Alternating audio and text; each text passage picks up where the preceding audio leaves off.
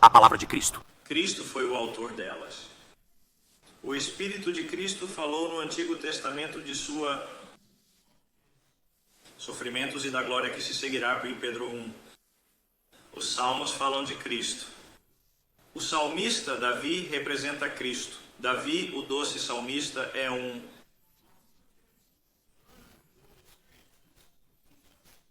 grande tipo de Cristo no Antigo Testamento. Deus o fez passar por suas experiências para nos ensinar sobre nosso Rei, Jesus Cristo.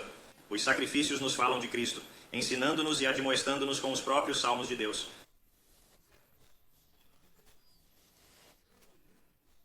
Cristo vive em nós com força. A pergunta é, os hinos criados pelo homem são os?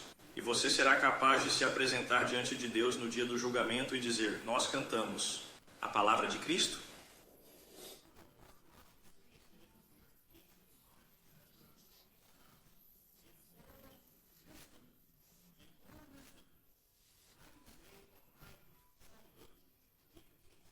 Colossenses ensina a admoestar com nosso canto em toda sabedoria. Os salmos são a sabedoria de Deus. Eles revelam sua sabedoria. Existe algum inário humano que contenha toda a sabedoria? Efésios 5 diz que cantar os salmos de Deus é a maneira de ser cheio do Espírito Santo. Essa é a conexão.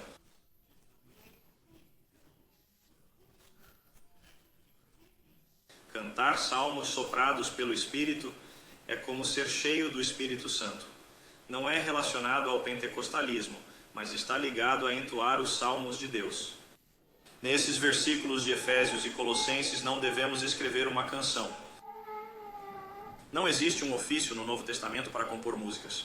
Não há nenhum dom do Espírito no Novo Testamento para isso. Há todos os tipos de dons e ofícios no Novo Testamento, mas não para compor músicas para adoração na igreja. Davi, o doce salmista de Israel, escreveu salmos inspirados. Cantamos, não escrevemos modo. Cantamos os cânticos de Sião. Isso traz o que me leva ao princípio regulador da adoração.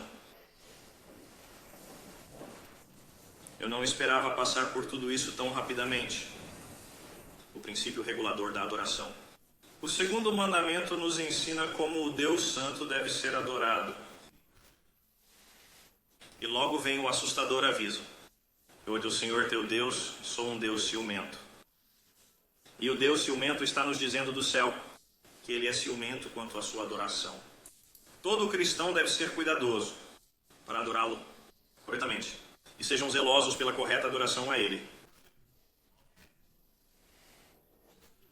Ouça as seguintes escrituras. Todas as coisas que eu te ordeno, guarda-te de as fazer. Não lhes acrescentarás, nem lhes diminuirás nada. Deuteronômio 12. As palavras do Salvador na grande comissão da Escrituras do Testamento, ensinando-os a guardar todas as coisas que eu vos tenho mandado, nada mais. O apóstolo Paulo fala em Colossenses 2 sobre o grave pecado da adoração à vontade. Adoração à vontade é adorar a Deus de acordo com nossa vontade de uma forma que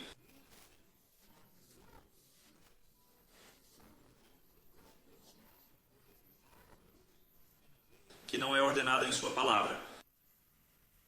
Esse ensino bíblico é expresso nas igrejas presbiterianas e reformadas e em seus credos como o princípio regulador. Você já ouviu falar do princípio regulador? Já ouviu falar? Você já ouviu essa pregação? Explicado, desenvolvido, aplicado e defendido?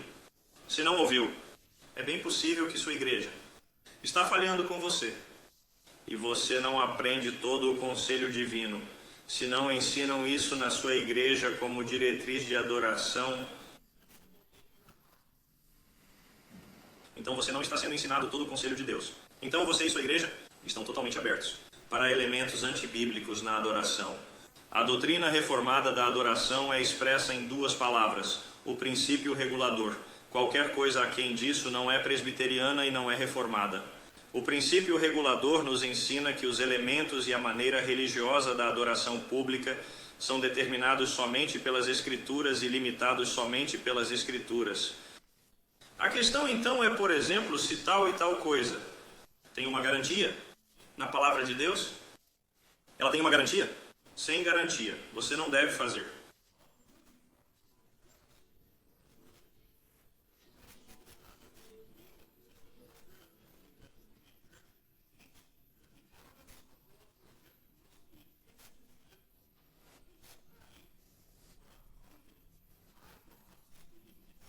isso.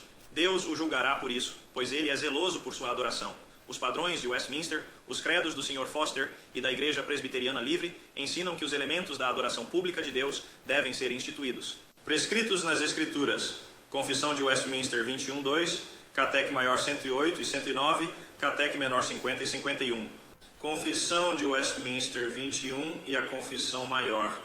O Catecismo 108 lista o que é chamado de partes da adoração comum de Deus. As partes da adoração comum a Deus são a oração, a leitura das Escrituras, a pregação da palavra, o canto dos salmos, as ofertas, os sacramentos e a disciplina da igreja. A doutrina da Igreja de Roma, o luteranismo, o anglicanismo e grande parte do evangelicalismo moderno se afaste da palavra de Deus. É básico que tudo não proibido é permitido, atendendo a certos critérios gerais. A doutrina reformada e presbiteriana é que se algo não é ordenado, é proibido, e portanto o ônus da prova. Se esse debate for realizado com base nas confissões reformadas e presbiterianas, então, o ônus da prova recai sobre o Sr. Foster, pois ele precisa de uma garantia expressa, definida, clara, expressa da palavra de Deus, porque as Escrituras dizem que tudo o que não é da fé é pecado. O Catecismo Menor. Segundo a questão 51, o segundo mandamento proíbe adorar Deus com imagens ou qualquer coisa não prescrita ou ordenada por Deus.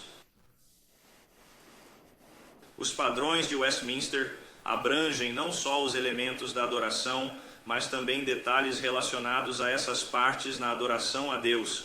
Confissão de Westminster 21.5.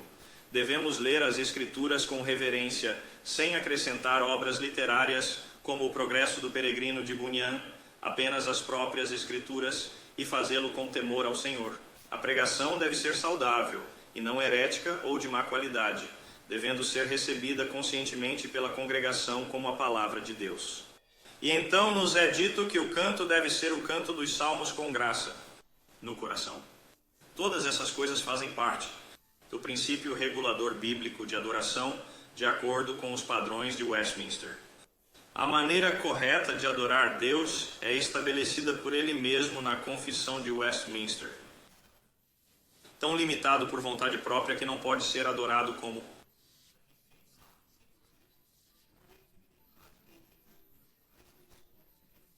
as imaginações e os artifícios dos homens ou as sugestões de Satanás.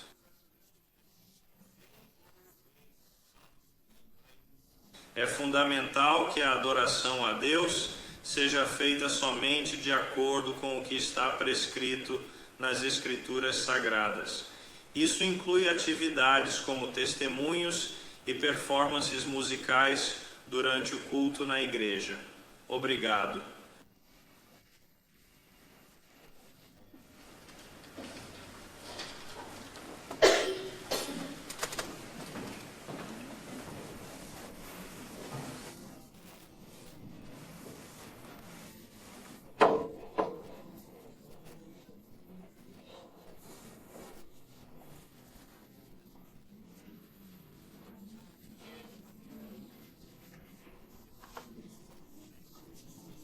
Obrigado, Sr. Stewart.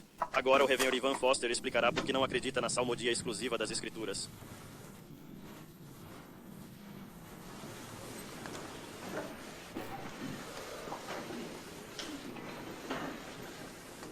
Antes de mais nada, gostaria de dar as boas-vindas a todos e me juntar ao presidente do Conselho. É bom, é claro, ver o interesse por esses assuntos importantes. Nesta parte do mundo, é claro, sempre gostamos da possibilidade de uma discussão. Isso faz parte de nossa natureza. Bem, acredito que vocês acharão proveitosa a discussão, o debate desta noite. Gostaria apenas de fazer uma pequena menção sobre as origens deste debate, porque não posso